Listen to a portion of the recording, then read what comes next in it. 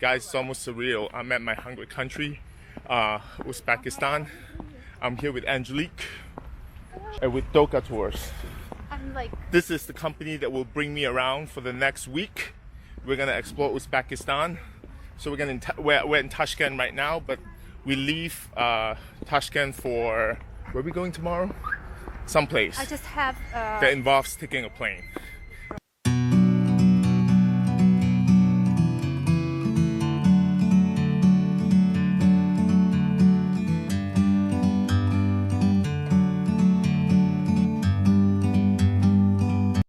Hi, this is Andrew Lim, inviting you to go out on a limb. This is my day one in Uzbekistan. In fact, I'm in Tashkent, which is the capital of Uzbekistan.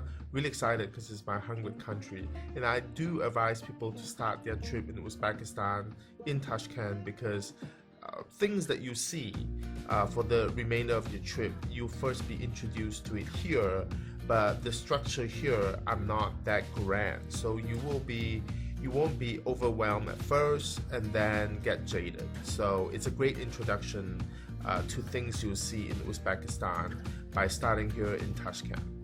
So we're gonna first visit Iman or Chasti Iman. It's a historical complex that has everything. Basically has a mosque, a madrasa, a mausoleum, as well as the library where the oldest version of the Quran is kept. It's pretty amazing. Then you'll be introduced to a minaret. So minaret is really a structure or tower that is used by the locals to remind people to pray. So poor guy has to climb up there 5 times a day to remind people to pray.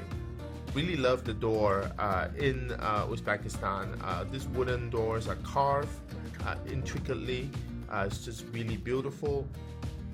When you go in to this mosque, you see that this is actually, the name of this mosque is Tila Sheikh Mosque. Can't pronounce, but the ceiling is really impressive. Otherwise, the rest of the mosque is pretty normal looking. And next, we're going to approach a madrasa.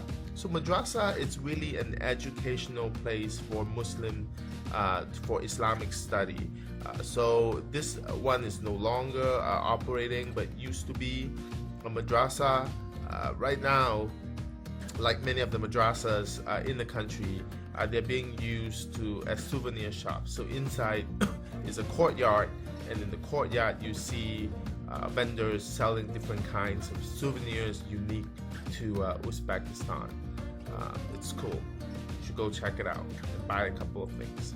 And of course, you see this Russian car everywhere on the road. This is at least from the 1960s, I think, which are still being driven around the country. Next, we're going to go to Chorsu Bazaar.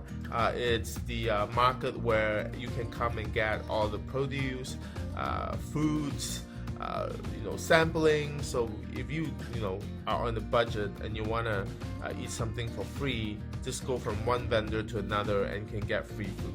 And of course, when we go in, the first thing we see is spices. Amazing rooftop, the dome rooftop. It's something to behold. And of course, you have 2 levels of vendors here selling all kinds of food. There are Koreans here, and this lady is probably the 4th generation Korean. Her ancestors were being kicked out by the Russians, being sent to Central Asia. That's why she's here, and you see vendors like her selling Korean food as well. I mean, somewhat modified, I'm sure, but there's a lot of kimchi here with different kind of shredded carrots, shredded beets, and I haven't seen kimbap here. I saw kimbap in Kazakhstan, but here, instead of kimbap, I see fish, marinated fish as well. Нет, she's asking where you're from. She said that you're Korean. America. And the lady was nice enough to give me a piece to try and ask me if I was Korean. I know I get that a lot. People asking me if I was Korean. You know the GMO?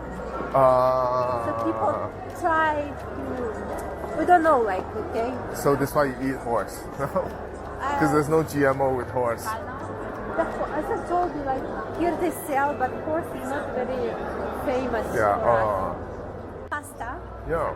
Because we have that something called lagman. It's a traditional Uzbek dish. So they use it. They use this pasta. Yeah, it's handmade. Oh, okay. So they have to make it. Oh. And then cut it off like this. So what do they cook this with? Like With vegetables and of course meat. stir fry. Yeah. They fry it. Yeah. Oh. Oh, okay. So this is dry fruits. You can taste it all. I can take one? Yeah, yeah, yeah. Try to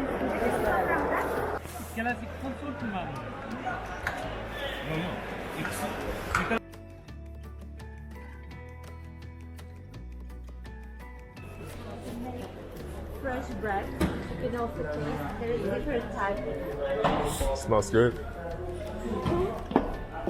You can have to do it like a special smoke on the fire. So people just wait for the bread? Yeah, they want it hot, Yeah, completely fresh. fresh. Because there they have a big variety, but it's something they already. Yeah.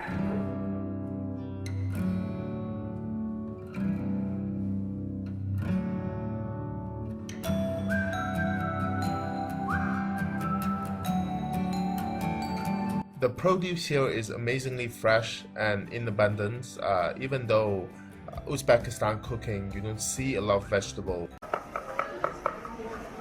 Wow, yellow carrots. Yeah.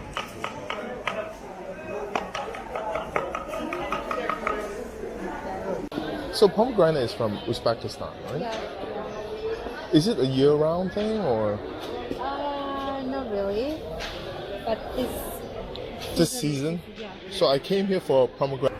Hey guys, so I really love the pomegranate juice here, but they put it in a Coca-Cola bottle. So pomegranate juice in the Coca-Cola bottle. It's fresh pomegranate, but they just recycle the bottle.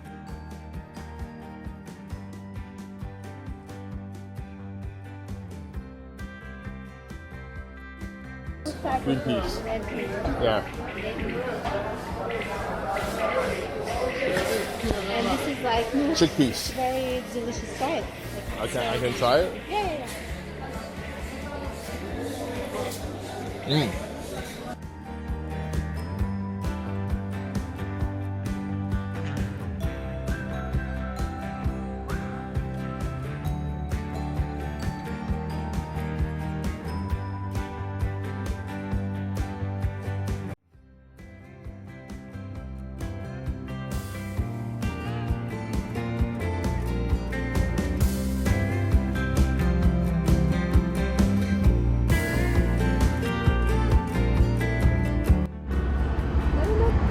So many cars.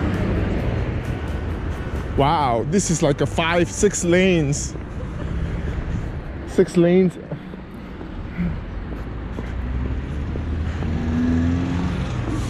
Funny.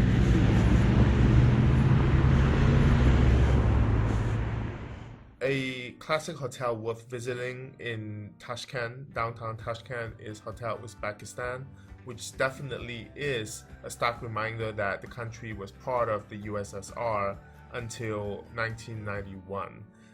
The hotel is big, and inside the hotel you find a restaurant of a really old classic Russian design that perhaps you find at some Russian restaurants in Brighton Beach, New York, that is really tacky. Yeah. So overall, I think Tashkent is worth a visit, especially at the beginning, before you visit other cities in Uzbekistan, because it does serve a great introduction to the country and what you will see. And plus, you have no choice. Most of the flights fly into Tashkent anyway. So make this your first stop when you come to Uzbekistan, and you won't regret it.